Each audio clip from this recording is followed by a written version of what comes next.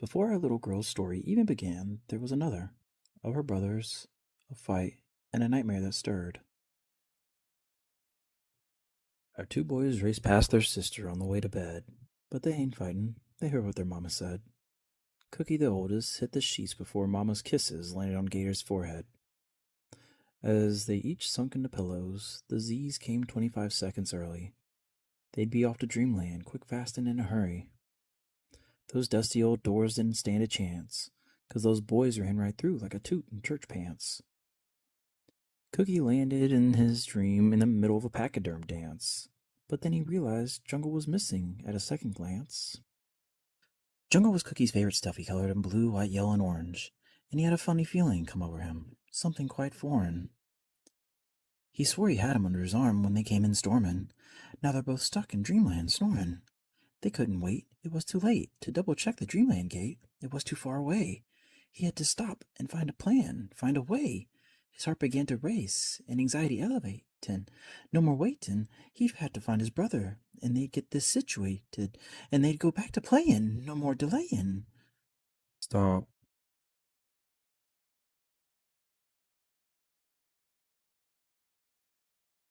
The Sandman was there with Gator with a proposition.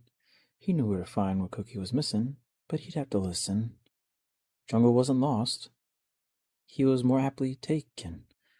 Cookie assumed they'd need to break in, snatch him, try escaping. But when they got there, he found his nightmare sister waiting, and she started saying, "Blah, blah, blah, that's right in jungle." Gloves on, Cookie charged ready to rumble. Gator tugged on Sandman's cloak and asked if there's going to be trouble. Sandman mumbled, inaudible, that he'd have to solve this on the double. Nightmare clouds brewed as he reached down around his ankle and whipped up his sandal. In the air, in between the two, he hollered, "What's wrong with y'all? You two are fighting without listening to the other sides. You shut off your ears and only listen with your eyes. You both closed your hearts and only heard the lies. You'd be surprised that what resides, what lives in your minds, is not a fight, but a love that binds. Something hard to find, one of a kind, between the two of you and you. Now are we through? Can we go back to good dreams for all of you?"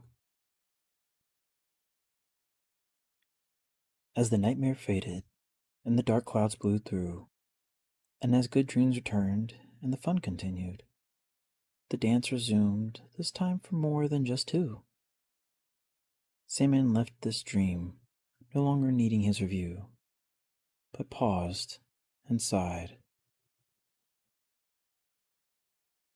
What did I do with that other shoe?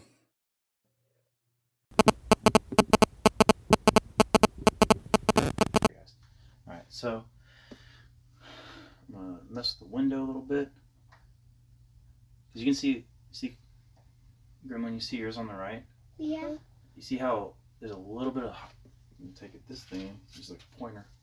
See how there's a little bit of light right there? Yeah. That's from the window. So, crack it a little bit, do too much. Jungle's not really changing. So Cookie, you can see yours isn't changing much. That's mine. Sure, what I'm going to do is leave it there. That's the stick. You can touch it with your hands. So come over here. So Cookie, you stand right here. Yeah. And you can touch Jungle with your hands. So wait. And Sissy, you come stand over here. Yeah. Alright. So, Sissy, you're the bad guy. And Cookie, you're going to be Jungle. So, this is bad guy Gremlin, and this is Jungle, like what he looks like when you're asleep. Jungle. I need to finish, so I'm going to give him some big floppy ears. I'm going to give him a big elephant trunk, because Jungle has big ears. He doesn't have 4 arms, but that's fine.